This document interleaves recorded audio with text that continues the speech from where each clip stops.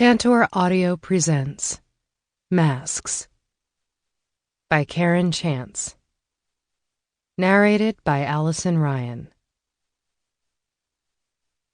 Chapter 1.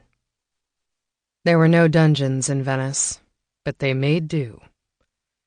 Mircea sat against the freezing stone wall of a small storeroom in the home of some condottiere who hadn't bothered to introduce himself before turning half of Mircea's face to mush.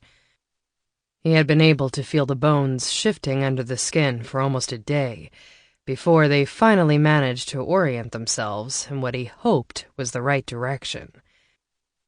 That was especially true, considering that now was not the time to look weak. He ran his eyes over the three figures slumped around the small space. It looked like the paid thugs of Venice's vampire community had tended to them as well. They were dirty, their hair was matted, and the minimal clothes they'd been left after everything of value had been stripped off them did little to cover signs of rough treatment.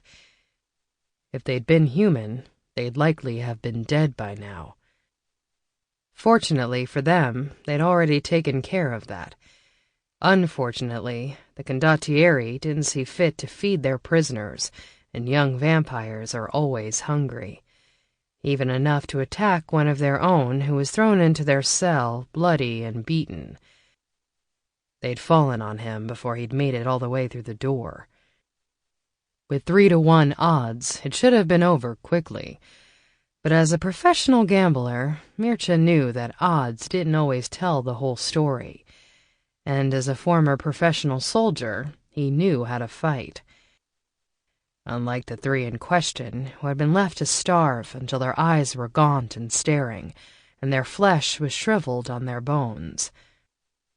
So now they sat, a day later, each in his own corner of the small space, battered and broken, no longer having the strength to heal, and silent, since no one seemed interested in conversation.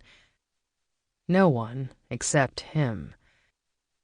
Every once in a while, Mircea rasped out a question, on the theory that their lousy chances were slightly less lousy together than apart. He even tried different languages, because you never knew where someone was from in Venice.